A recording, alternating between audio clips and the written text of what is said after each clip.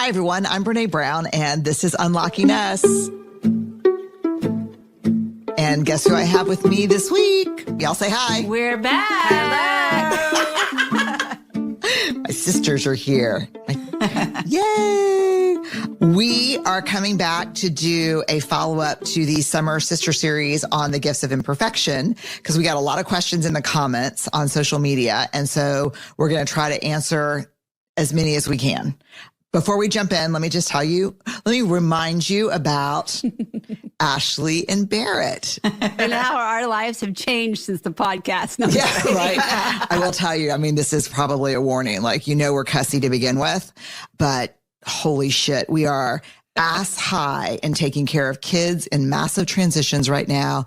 And we are really knee deep in some parent caregiving. How are y'all feeling? I'm tired. Ashley was going to retake the wholehearted inventory so she could just see how it changed from the summer and she can get through it. I was like 50%, 50%, 50%. Yeah, no, we're in a tough spot. Let me tell you a little bit about Ashley and Barrett before we get started.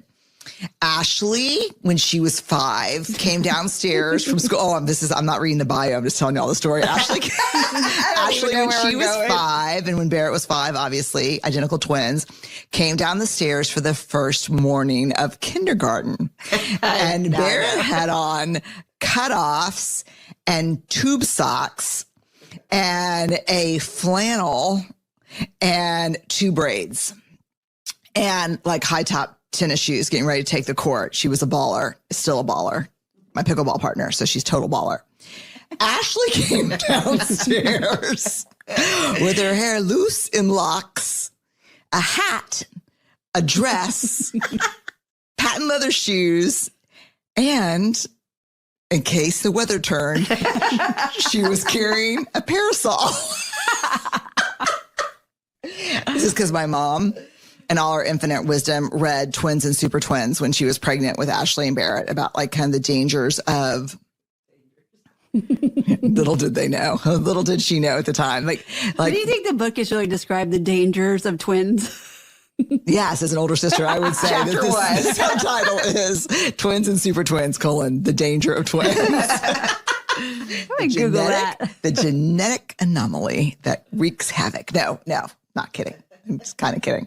But it was just, that's how different they were and how funny it was. But my mom was really careful that they could, dress themselves and they had their own personalities. And when did she start separating y'all in classes? I don't think we were ever allowed to be in the same class. So I think it was from the beginning. She always asked for us to be in different classes. What about don't listen for a minute. Shh.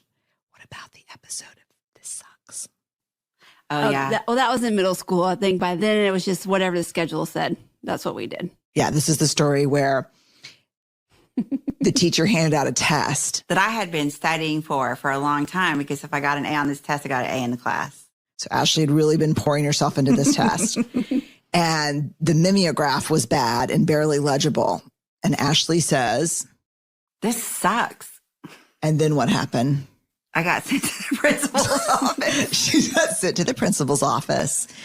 And Barrett, in response, took a marker and wrote a big 0 on her test and took it up and turned it in to the teacher without taking it and followed Ashley out the door. Said, "No, you suck." Actually, I think what I did is I was holding my pencil and I put a ruler on the top of it, and I just sat in my chair and was spinning the ruler on my pencil until she excused me. You got yourself kicked out. Yeah. So then we were both down in the office. But together. Oh my gosh. I still remember her name. Oh, we won't mention it on here. The name of the teacher? Yeah. No. No, I won't. Whisper it to me in Igpay Atomway. No, don't do it. Okay. So Ashley and Barrett, serious bio. Ashley is an LCSW licensed clinical social worker. Finally, that license got updated by the state. The clinical license, you get your MSW, Master's in Social Work, and then you're a licensed Master's in Social Worker. Then you have to go do a jillion hours of therapy and then sit for a monster exam. Then you pass that, And then the state has to like actually do it on their record. So congratulations on your LCSW being final. She has a Bachelor of Science in Interdisciplinary Studies with a specialization in early childhood education from Texas State University in San Marcos, Texas. Favorite restaurant in San Marcos? Gilbert's. Okay. Oh, I like this sentence. Fueling a passion. Let's do it from like the movie thing. In a world where she is fueled by a passion from working over a decade in Title I schools in HISD, Houston Independent School District, Ashley pursued a Master of Social Work from the University of Houston Graduate College of Social Work. Go Cougs. Go Cougs. Whose house? Cougs' house. Okay. People are going to see you walking right now, either laughing or rolling your eyes and be like, what is that person listening to? She is a senior director of the Daring Way. She leads the Daring Way internship program. That's our program for clinicians and therapists and counselors. She also oversees our internship program with MSW students who get trained in our work, and they deliver the work at different therapy groups around Houston. It's incredible. Oh, Barrett's telling Ashley, get close to it. Why don't you pull the microphone towards you? And you have to. Can I just hold it and dance? Yes. That will. Dancing Queen. That's my ringer for Ashley when she calls Dancing Queen. Barrett's is brown-eyed girl. Just too much information. Shit, man, we're not even through the bios yet. Okay. Barrett, in a world where I'm always losing my mind, Barrett Guillen is chief of staff for Brene Brown Education Research Group. With her team, Barrett runs a big team. Barrett supports both me and the organization by helping prioritize competing demands, managing relationships, and building connective tissue and strategy across all the business initiatives. She has a bachelor's and master's degree in kinesiology from the University of Houston. Whose house? Cougs' house. After more than a decade in education in the Texas Panhandle, Barrett and her family made the move back to Houston. What do we say about that, Ashley? Hell yeah. About time. Yeah, come on back. To join our team and help make the world a braver place. You can find her most of the time with her family, us and her immediate family and the big extended family, enjoying her daughter's games. It's not unusual if she texts me on Saturday morning saying, can't talk, have 2 soccer games, softball game, and something else. I don't know, basketball. Frankie, her husband, makes great burgers, and she likes to float in water, any water. Mostly it's the bathtub. No. Do you take a bath? No. Are you a bather? I'm not a bather. Oh, me neither. We were raised like, don't be in that dirty water. Like are you? Do you like to take a bath? No, I don't like that. If I do take a bath, I have to take a shower after. And she's my pickleball partner. Did I mention that? Okay, let's get started.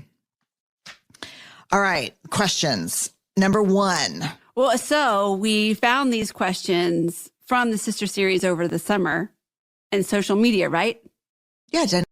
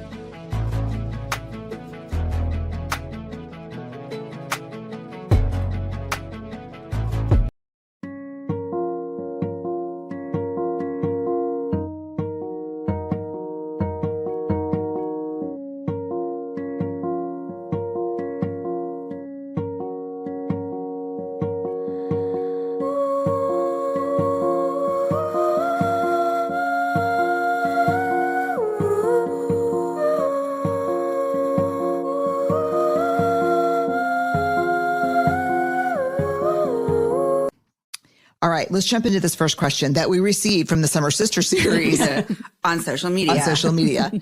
Okay, number 1. Like, you really want our advice? That's what I would say right now. Okay, number 1.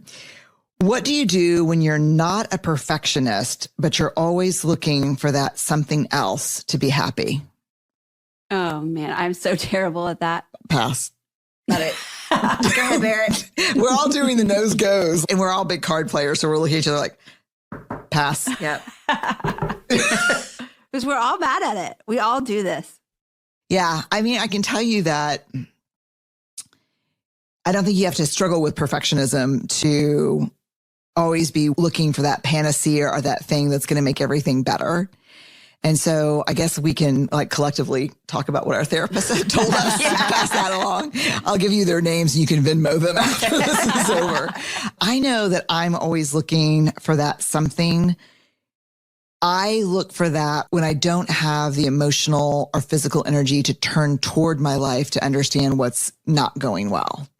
Because normally it's not that my life is not joyful or it's unhappy. It's something's going on that I want to numb or replace. Like I think, oh, if I just redid my office or if I got a new car or if I change my hair or, I mean, it's usually because I'm running from something, not towards something. So Totally. you can never find the thing that will make you happier because you're not actually running towards something intentional. You're running from something you don't want to dig into. That's my experience. What about y'all? I would totally agree. Usually, if I'm finding myself struggling with perfectionism, it's because I need to stop and say what's happening in my life right now that I'm not dealing with and why am I trying to numb it? Yeah. Like, what is it that I can't control that's scaring me right now? Yes. That I can't make perfect, that I can't get into order, that I can't put in the bento box. What is it that I can't control right now that's driving these behaviors? And sometimes it's not perfectionism. Sometimes it's foreboding joy. I mean, it's all under the armor, but it's like all of those things for me. If I am trying to find something else to make me happy instead of just finding the gratitude in the daily moments or overall, it's because I'm armored up for some reason. Same. Barrett? Yeah, same. I do the same thing, and I can just like be like laying. I don't know if y'all do this, so if you don't, just say you do. So I'm not alone in it. So you want us to lie? Yeah, That's good. we got you. Like, I don't know if y'all do this, but sometimes I'm like making up a workout routine in my head for a bed. Like when I'm laying in bed, I'll like, oh, I'm gonna start doing this. I'm gonna start doing it Monday. And then Monday comes and I have like a little cough or something. I'm like, I'm really sick this time. So I have to wait until next Monday. I don't know what you're talking about. No. So it's like always waiting for that something else. Is like, I don't know what's getting in the way, but it's usually not the little sniffle.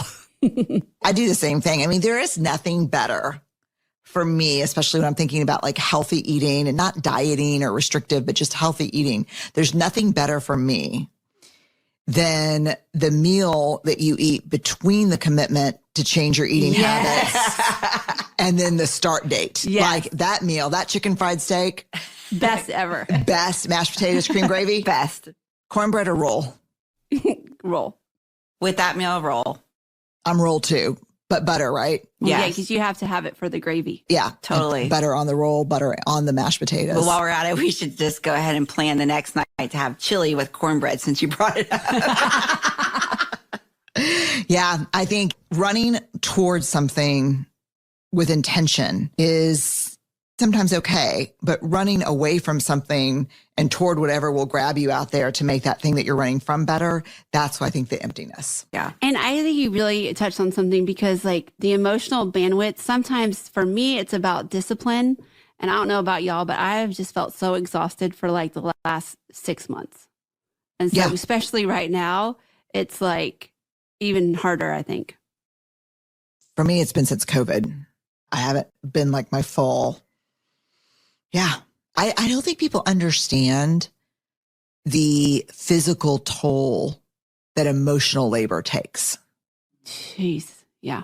And those small moments that fill you back up after you go to hard places have been non-existent for a lot of people. So for a lot of people, it could be laughing about a TV show at the kitchen bar with all your friends at work. Well, we haven't been in the office since March of 2020. So those little small moments that can fill us back up and bring us joy have kind of been non-existent through COVID and the pandemic. It's been hard. And I think when you're in something really hard, like caregiving for parents, you just keep doing the next right thing.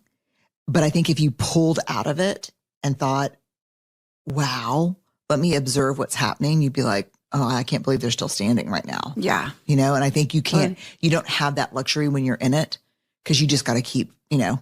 Yeah. It doesn't stop. It doesn't coming stop. at you. It's unrelenting. Yeah. And it's emotionally painful and physically painful. So I think, yeah, I get running toward, what is it, just out of curiosity? What kind of things do y'all run toward? Like, what is this something else that you look for sometimes to make you happy? For me, it's either organizing, redecorating, or some type of activity. Like, even if it's like, we're going to have a family walk the dog every Tuesday, Thursday, and Saturday, like some type of movement. Yeah. I would say it's definitely planning or organizing. Like, I'm going to plan and organize because those are some things that I have control over. Whether or not I follow through, at least putting that down on paper. Like, I have a Trello board for my house, and every board, different room, it is like organized. You cannot even believe it. Me too. None of them really say complete. And it's so hard because like you have a beautiful Trello board, a beautiful Pinterest board, and a shit ton of things in your shopping cart. But that's it. Yeah. Oh my God. Do y'all know over like the last 10 years, I bet I've bought $5,000 worth of scrapbooking materials. Yeah, I do because Gabby has those now. Great. Then I don't feel bad about it at all. Yep. And one time I was like so sure that I was going to do it. I bought y'all stuff, remember? Yes. And we were all going to do it together. Yeah, we even had our own little mini printers. Yeah. When I say I go in hard. But I've never made a scrapbook. But that's all right. Okay. Those memories are in your head. Yeah. Look how happy Gabby is with all my equipment. Totally. Okay. How do you manage upset responses from others after choosing discomfort over resentment? Fuck you. No, I was going to say resentment. Oh boy, you caught us on a bad raw day. No, really. How do you? Oh, it is like you muster up the courage to like really stand your ground and be in your boundaries. And then they're shitty in response. It's like, no, sir, not today. Sit down. Sit down. All right. So if we break down this question, how do you manage upset responses from others after choosing discomfort over resentment? So for those of you new to the choose discomfort over resentment, that's kind of our boundary line. So when we have to set a boundary, it's really hard. And a lot of times when we choose not to set a boundary, it's because we're choosing to portray ourselves over being disliked or disappointing someone else. So our motto is just choose discomfort over resentment. So it's a minute or 5 minutes of discomfort over what ends up, I think, cumulatively being a lifetime of resentment, right? Yeah. And so this question is when you say, you know what, I appreciate you asking, I can't do that. And then they come back with something that's crappy. How do you handle that? And I think for me, it happens to me all the time because you see, I mean, Barrett, especially in work, you see me set boundaries all the time and people will come back and be shitty about it. And I'll just say, I understand that you're disappointed or upset. I'm not able to do that. Yeah. Thanks. I'm really pretty good at it. And when you're like trying on boundaries for the first time and people aren't used to you being boundaried, Ooh. the people around you, it can be really difficult for them to understand where you're coming from. So they can be crappy. Yes, because so many of us have set up relationships where we have convinced ourselves that the value that we bring is saying yes to everything. And then entire systems, family systems, partner systems, work systems are set up around us being the yes person. And let me tell you something, you don't in a system, throwing it back to systems theory, Ashley, from social work school. When you are in a system and you change who you are and you start choosing self-respect and self-love over, taking care of other people when you don't want to, the whole system reverberates. That's why in social work, we study systems theory. One move shakes the whole thing. Yeah. So Barrett, that's a really good point. When you start setting boundaries, a lot of people can be like, wow, who do you think you are? Or, where does that come from? I'll tell you that I can remember the people involved. So Ellen must have been in middle school maybe, but I was asked to do something for the school and I was standing with a couple of other parents. I think these happened to all be moms. And the principal asked me if I would do something. And I said, no, I really can't take that on right now. My plate's really full, but please ask again.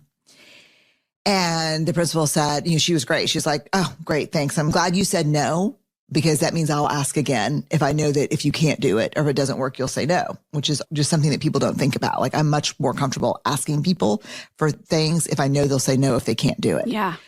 And when I walked away, the two women I was standing with were like, oh my God. Like as if I were in there. They're just talking about me to each other. She just said no. Like she said, no, I'm sorry. I can't do that. And it was like shocking to them. And they were so they didn't even, it was like I made up that they didn't even know that was in the consideration set. It's hard. And let me tell you, in your family too. Talk a little bit about being a boundary bully. Just give us the 2-minute rundown on the boundary bully. Oh yeah. When I first started trying out on boundaries, I was awful. Like I swung way too far the other way. If someone would say, oh, this is great. This is a good story. We were pretty strict around violence on television with my kids growing up. Let me just tell you this. This is an aside. Do you know that Ellen, who's now 22 in graduate school, do you know that Ellen tells me that there's a meme, an entire club of people who are identified by not being able to watch SpongeBob growing up? Like, oh, no. Like they made that's like a joke. Like, wow. Were you or were you not, like dividing into two groups of people in college? Those who could watch SpongeBob and those who could not. Yeah. And I did not know that. Yeah, my kids could not watch SpongeBob. Same. Is that because I didn't let mine? I'm the oldest? Probably. Thank you for that. Sorry to my sweet nieces. No, we thank you for that. Yeah. Yeah, we were. No, that's not violence. But so Charlie and Ellen watched calmer movies till they got older, and it was Charlie. Charlie ended up going to a friend's house for a play date, and he was probably in 3rd grade. And the mom called and said, "Listen, I just wanted to let you know." Oh, I'm conflating two stories. Hold on, let me tell both. First, it's Ellen. She's going to a sleepover. The mom calls and says, hey, we're just going to do pizza, a movie, and then cotton candy or something. And I said, great. And she said, I think we're going to watch this movie. And I was like, oh, you know what? We're really cautious and thoughtful about what our kids can watch. And we like to use common sense media. And we just really feel like that's super inappropriate. Like I was like shaming her and being judgy McJudge, which is a boundary bully. Look at me. I'm so thoughtful and like blah, blah. In return, that means you are not. Yeah. In turn, that means you're not being thoughtful, as opposed to saying, you know what? That's probably over Ellen's head. Would you mind doing another film or another movie? But that's healthy boundaries. But at first you can be a boundary bully. Like, yes. Yeah. Like hands on your hips, your boundary cape flying in the wind. Don't mess with me. I got boundaries galore. Yeah. No, the other one was actually a good one. This was another kind of cool lesson. I always think about kids making the transition from compliance to commitment. So when they're little, they have to comply with your rules. And then as they get older, what you're looking for is commitment so that they follow the values of your family, even when there's no one watching. And I remember Charlie going over to a friend's house in 3rd grade, and the mama said, you want to come pick him up or I'll send him down the street? And I said, sure. And she said, I just want to let you know that we were watching Jurassic Park. And Charlie said, I'm sorry, I'm not allowed to watch that. Can we watch something else? And she said, I just thought that was really great. She said, I was a little concerned because like my 3-year-old, my kindergartner were watching it too. And then that's when I knew I wasn't. And I was like, you know what? It's probably great for some people, but for us, he hasn't seen anything like that. And so probably better that he watches the first time with us. Have y'all been boundary bullies before? 100%. Yeah. Yeah. I can't think of any specific examples, but I think I even came to you and I was like, whoa, I'm like out of control. And you're like, let me tell you the story about boundary bullies. And I was like, that's where I'm at right now. I think it's when boundaries have self-righteousness attached to it. Mm-hmm. It's hard to try them on, though. I mean, it's hard because I definitely fall in the camp of finding value and being the take care of everything, can say yes to everything. So trying on boundaries is hard. But let's talk about that, because I have value in being the yes person and not disappointing anybody either. But then I do disappoint people because I can't deliver or I'm late or I cancel at the last minute. Disappoint yourself and have to choose commitments at work that I said yes to over my family. And then there's grief attached to that and rage. Yeah. And so I think pretending that we can deliver on things that we actually can't deliver on because we're afraid to say, I need help or I can't do this, ends up hurting a lot of people, not just ourselves.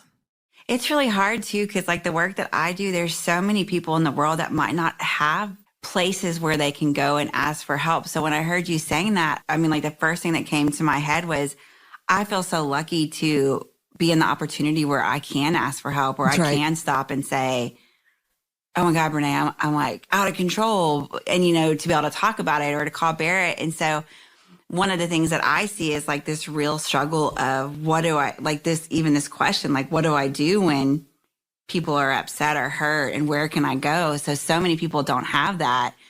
And I love the idea of talking about how we can cultivate new friendships or relationships around being, I don't know if it's an accountability partner or maybe just someone I can check in with about it. So I was just thinking that when you said that, all of that came into my mind when you said that. Yeah, no, because I'm thinking about, you know, a lot of the clients that you run groups with that don't have a safe place to try on or say, wow, that shit didn't work today.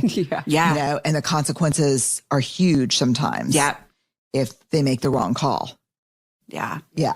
So to be able to practice them even maybe before you put them into place. Or a lot of the times when I think about this question, I think about living big and this idea of the grief that can come with it. So we set boundaries, but when we set boundaries, there can be this really hard, sad grief part around the boundaries because sometimes we lose people if that boundary isn't met, you know, in a personal relationship, family, stuff like that. And so just to be able to have someone to check in with and look around what that looks like. Yeah. I mean, because there is a reality and we've all lived it where you say, you know what, this behavior is not okay.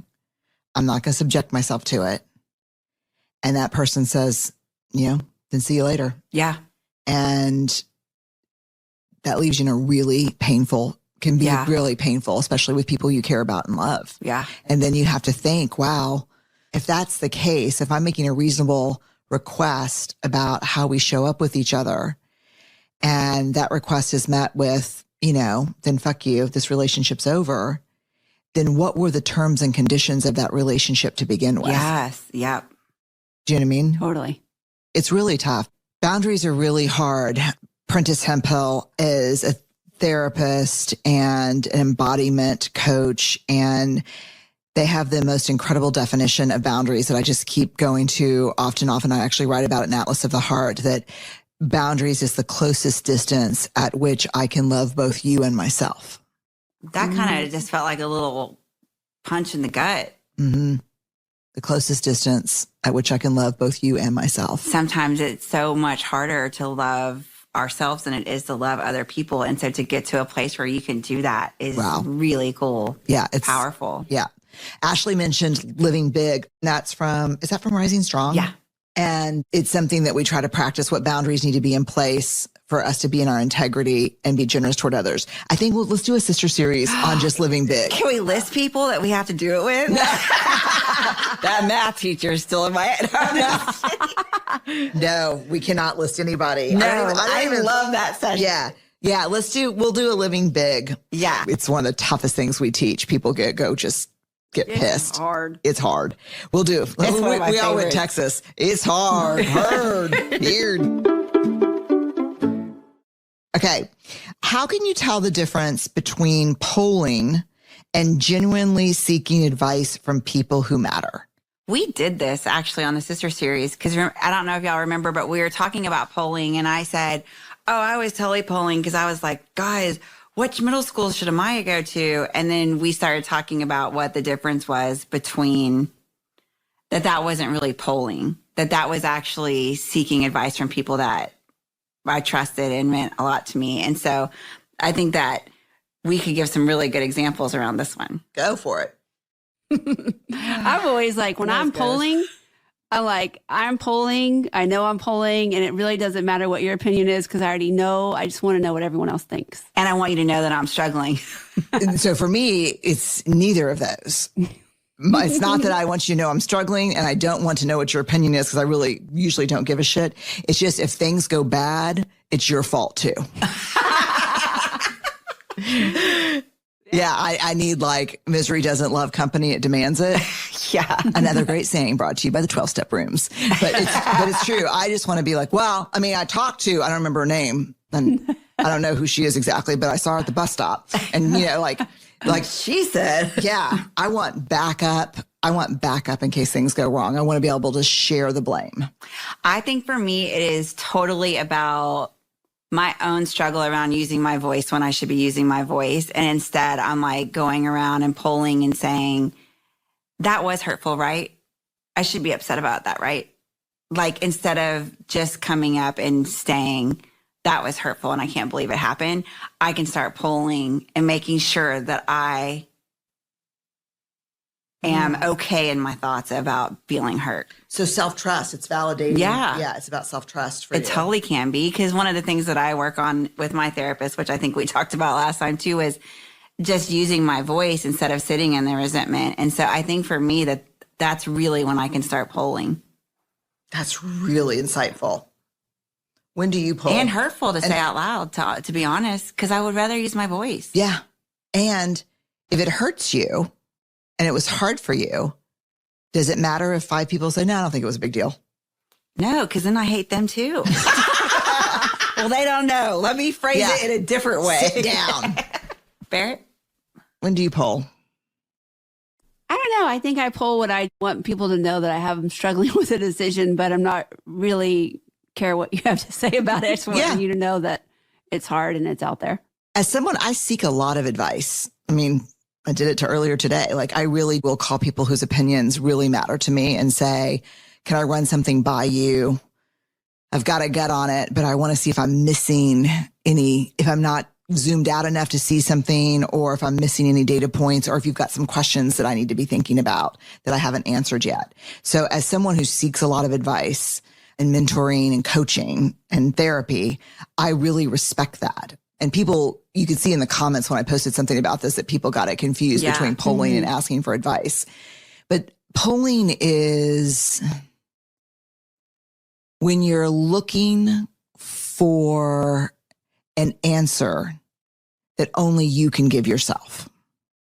It's really about self-trust. It's really about self-trust. And when I'm asking a coach or a mentor or a colleague for advice, my asking is not a reflection of my absence of self-trust. My asking that specific person is a reflection and a function of my self-trust. Yeah. Totally. Does that make sense? Yeah. Totally. So I think maybe the core, and I'm just coming to this as we're talking, is that asking for advice or seeking counsel or mentoring will feel good when it's a function of self-trust. When it's because I don't trust myself, that becomes pulling. Yeah. It's a good one. Yeah. All right, last question. How do you be authentic with people who are absolutely not authentic? Yeah. I mean, it just disguises itself in so many different ways. The lack of authenticity. I mean, first of all, I don't know that there are authentic people and non-authentic people. So maybe we'll reframe the question. Yeah. I can be both. Yeah. Let's reframe the question is, how do you practice authenticity with someone who's not practicing authenticity? And that way, refrain from dividing people into authentic and not, because we know from the data that authenticity is a choice that we make every day, sometimes every hour. And we can all chameleon out very quickly, right? Raise your hand if you can. Like, that's all three of us have hands up. So I have to say that, and y'all check me on it. Like, I'm giving y'all permission to call me out on the live on the podcast. Yeah. I think I'm pretty authentic most of the time. I agree. Yeah. I maybe it's just age. I don't know, but it's. I know, I'm so tired. I'm like, this is just what you get. This is what you get. Yeah. So I don't think I think I'm pretty authentic all the time. And I have a lot of privilege to be able to do that because I'm successful and I have influence in some areas. And so I get to be who I want to be. And really, and if you don't like it, tough shit. In 99% of the places I'm in, really tough shit if you don't like it. I will say that I didn't get here by being inauthentic. I think I used to be really inauthentic. I could be pretty much, just to survive growing up, I think in our family, I could be anything or anyone you needed me to be on the drop of a dime. And I could read people very quickly and be that. wild girl, good girl, you know, beer Country drinking, girl. pot smoking, country girl, whatever what I needed to be, I could do it. But I think that the ability to do that did not lead to my success. But really, when I look back at the hard work I've had to do and the biggest threats to myself, my marriage, my integrity as a parent, the biggest threats to myself and my success have been being inauthentic. That's really led to almost every failure, major failure I've had. The failure of my first book could go back to two types of armor that I can almost not be around these days, which is hustling and proving. Tough for me too. Tough for you too? Like when people are constantly hustling for their worth and validation of their importance, and they're constantly proving and being knowers instead of learners. I don't think that was actually my armor. My armor was more of the good girl, say what I'm supposed to say to make you feel good about yourself. I was always really curious and a learner, but I was a prover.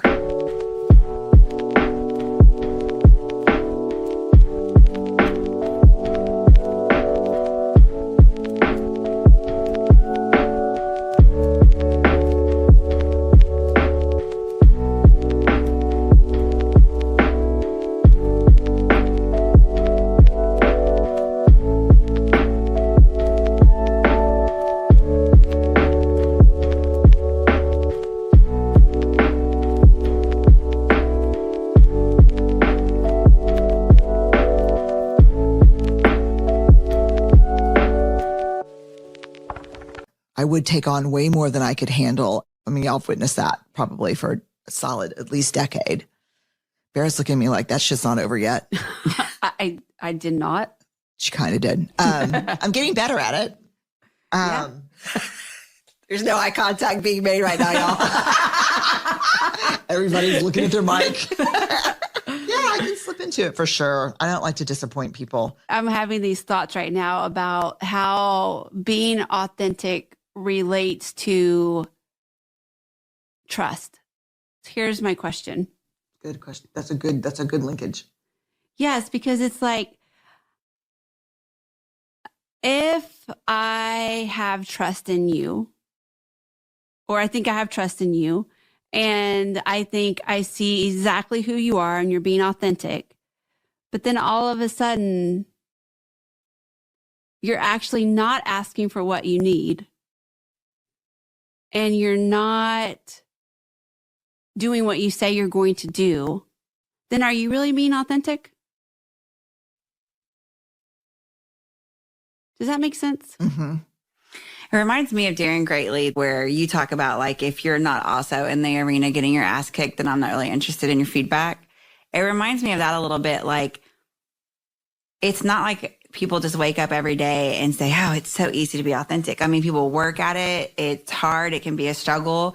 And to show up authentically and be around people that aren't reminds me of that. Like, I'm not interested in being around you if you can't also do the work and being authentic. Sometimes we don't have a choice.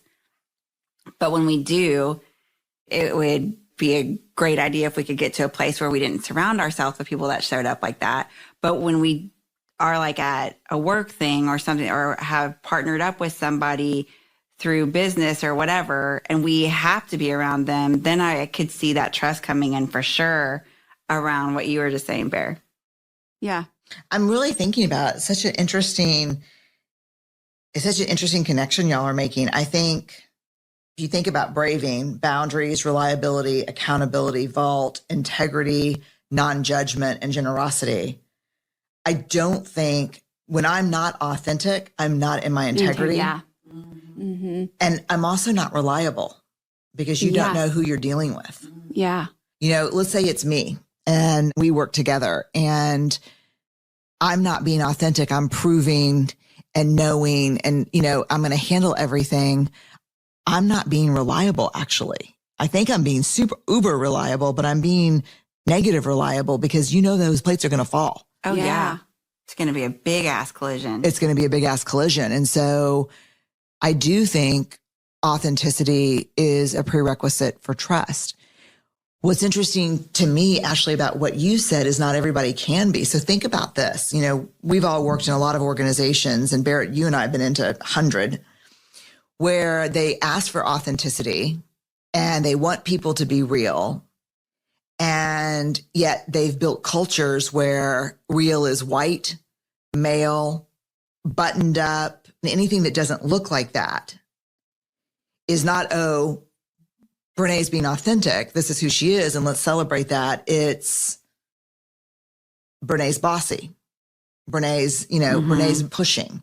Brene's asking too many questions. Brene doesn't know her place. And then all of a sudden, if you expect authenticity, whether you're, leading a company or you're a friend, then I think you better expect discomfort. And if you're not willing to expect discomfort, and you're not willing to look at your part in how you quash authenticity on people's part, you shouldn't ask for it. Very much about the podcast we did about stop telling women they have imposter syndrome. Like, don't tell me I don't belong here. And then when I'm like, shit, man, I don't think I belong here, say, oh, do you have imposter syndrome? Like, you should listen to this podcast on Dare to Lead. It's incredible. I mean, I learned so much about that. It's on Dare to Lead, and it's with Ruchika Tulshan and Jody Ann Burry. And it's just, they both work in the equity, inclusion, belonging space. And it's really good. So this is what this reminds me of. Yeah. It really resonated with me, the authenticity, integrity piece for Braving. I thought that was really helpful. And being in the arena, because it's almost like, let me ask you a question. What's the number one trust in earning behavior for leaders? Asking for help. I ask for help a lot, I feel like. Yeah, no, I mean, but you know what? I ask for help a lot too. Yeah, I agree. Yeah. But I think we've all really gotten better about asking for what we need for to. Sure. Yeah. Even with each other, and like we'll just come full circle, like even with, taking care of parents. Yeah. We have, you did it today. I sure did. Like we were in the middle of a minor crisis. I was like, I'm going to have to ask for what I need here. If you want to do this podcast today, I'm going to have to let you go. Yeah. I'm like, yeah, great. And then I'll just text. I'll be like, no bandwidth, not me. Tag, you're it. Yeah. Yes. I'm really grateful for that. Me too. Same. I appreciate y'all for that. Yeah. And we have to acknowledge too, there's a lot of people that don't have a tag. Yeah. Mhm. God dang. Tough. Really tough. All right. Thank y'all for being on the podcast again. Oh, and We'll be back with Living Big. Yeah. Oh, Living yeah. We'll Big. do Living Big for sure. Y'all will love that. That is such a crispy, crunchy, aggravating topic. It's so hard. I always love Brene's accent around it too, because she's always like, hell no. Yeah, that's a bad story. That the whole Living Big story is based on the icing swiper. More to come. Do you remember? Yeah. Icing swiper. Icing Swiper, swiper. no swiper. Swiper, no swiping. Swiping. Yeah, come on. They were allowed to watch Dora. Yeah. And Miguel and Diego. Jesus, no. Maya and Miguel. Oh, I don't know them. I do love the Backyardigans. Oh, wait. Me too. Have y'all seen on TikTok? Like, I don't know, we're newer to TikTok. At least Ashley and I are. Now we're like in this rabbit hole of TikTok. But it's like the people get together and they sing the intro to the Backyardigans. Have y'all seen it? Oh, yes. It's I have so not. cute. Oh my God. It's a total thing going around TikTok about 6 months ago. I'm behind. It's I used okay. the word chuggy in front of Brene, and Brene looked at mine and said, isn't chuggy? I was like, oh, whatever, y'all. I don't like chuggy. I think it could be shaming. Well, we could just have a story. We could have a podcast about chuggy. Yeah, because does that mean like that's out of style? Yeah. Think about all the people who said my clogs were chuggy. And what's the key to the clogs? You just don't ever stop wearing them from the 70s. They're back. They never were out. Well, if you ask I mean, my feet. If you ask my feet. Right now, I just saw this article about the shoes you should get for the fall, and there they were. And who's been wearing them every fall since 4th grade? Brene Brown. All right, y'all. Thank you for joining us on Unlocking Us. There's no information to give you here. Call your local mental health professional if this has been too much for you. We're here on Spotify, and join us in staying awkward, brave, and kind. You can see that's a genetic trait, all three of those. We'll be back soon. Thanks. Unlocking Us is a Spotify original from Parcast. It's hosted by me, Brene Brown. It's produced by Max Cutler, Kristen Acevedo, Carly Madden, and Tristan McNeil, and by Weird Lucy Productions. Sound design by Tristan McNeil, and music is by the amazing Carrie Rodriguez and the amazing Gina Chavez.